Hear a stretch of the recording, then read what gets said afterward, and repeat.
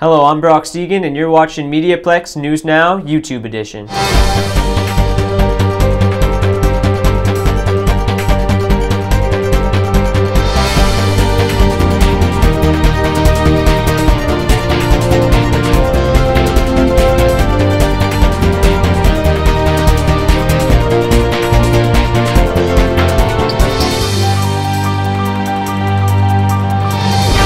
School is over for this semester, so we wanted to bring you a sample of what we've been working on over the last couple of months.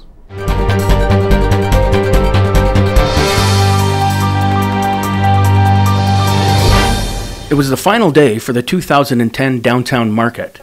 Many people braved the chilly weather to take in the day's festivities. The market's future looks promising and will remain at the Greyhound Bus Depot location through 2011. Tristan Fehrenbach is vendor coordinator with the Downtown Residents Association. Fehrenbach is pleased with the growth of the market this season and is in the planning stages for next year. I think we did pretty well. I think we doubled the number of vendors, which is important for a market. And if I had to guess, I'd guess that we've probably doubled the number of customers too. The final day of the season offered free portraits, cake, and live music, as well as a variety of Essex County's finest produce. Mike Tremblay is an organic farmer and has been selling at the market for 2 years. I am selling 100% organic produce. 100% organic produce to all the good people of the city of Windsor. Doug Romanek of Nana's Bakery dressed the part for Halloween. Romanek felt the 2010 market season was a success and looks forward to seeing new customers at his bakery over the winter. I loved it. It was a great experience. I'll definitely be back next year. Sales have been good. People have been friendly. Now that we're closed, I'm going to miss a lot of my regular customers I've seen every week. So yeah. Among the shoppers was Ward 3 City Councillor Fulvio Valentinez, who talked and greeted customers before a cake-cutting ceremony. It's a sad day because it's the last day for the market, but it's a great day because it's a day of celebration. This market has been really a phenomenal success. They've tried different configurations of it over the last 3 years, but this year they've really, it's taken off. It's really, grown in stature, both in terms of the number of vendors and the way the community has embraced it. There had been some controversy surrounding the future of the downtown market location. Earlier in the season, the Downtown Residents Association asked City Council to make the Greyhound site the market's permanent home. The DRA also requested an additional $90,000 for renovations. The request was turned down as the city revealed it was considering plans to shift the market's location. Council agreed to a request by the DRA to set up a committee to review whether the market should stay at its current location.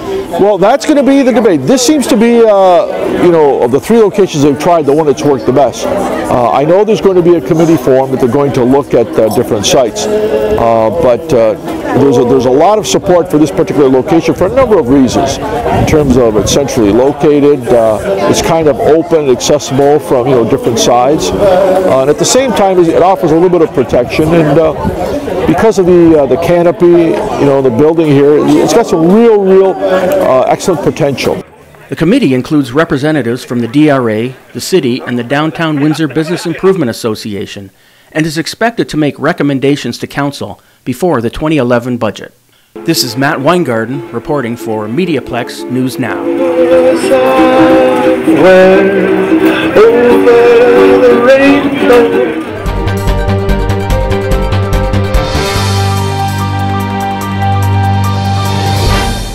Over 70 years have passed since the Lancaster FM-212 flew in World War II, and now, thanks to the Canadian Historical Aircraft Association, it will fly once again. Essex MP Jeff Watson announced November 19th the CH-2A will receive a grant over $700,000 from the Federal Economic Development Agency for Southern Ontario.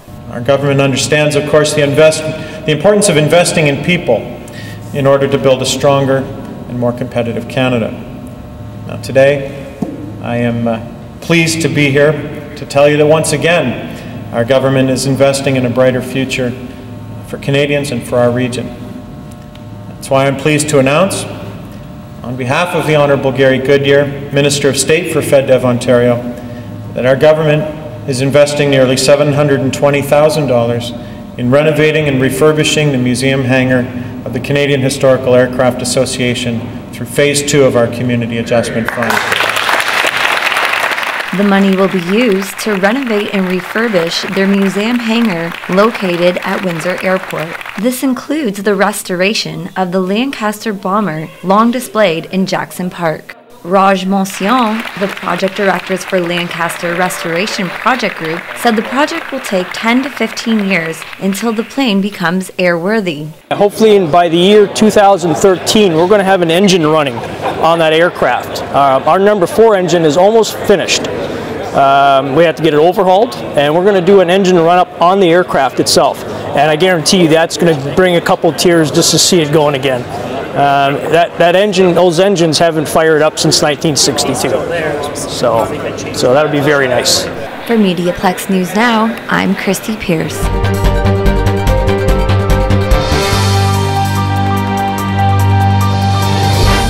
Salvador Costanzo was 9 years old when he started to work in his brother's barbershop back in Italy.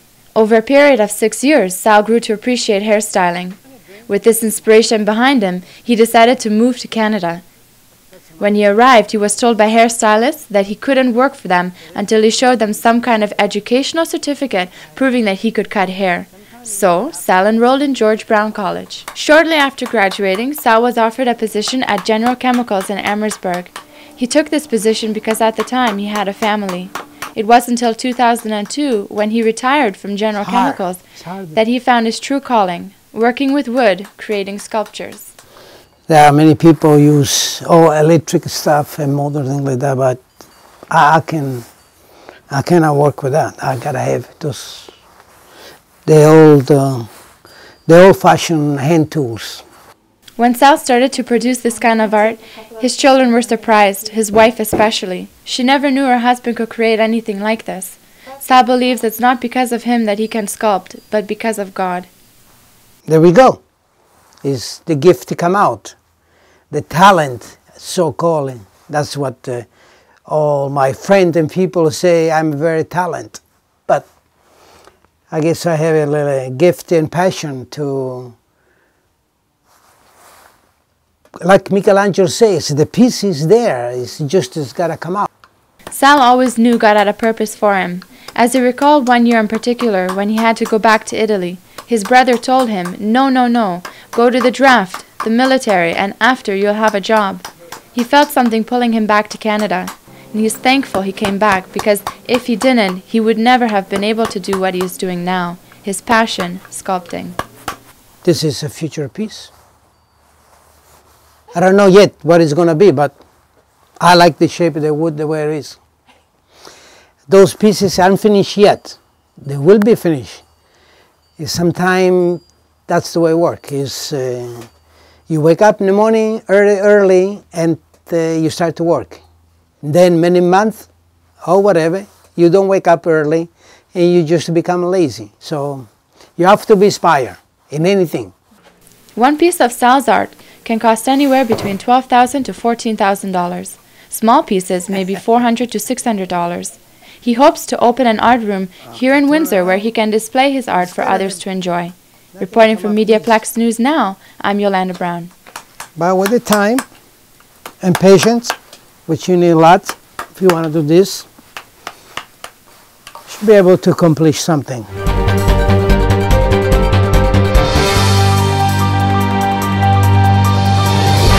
Thanks for tuning in. I'm Brock Segan, and you've been watching MediaPlex News Now YouTube edition.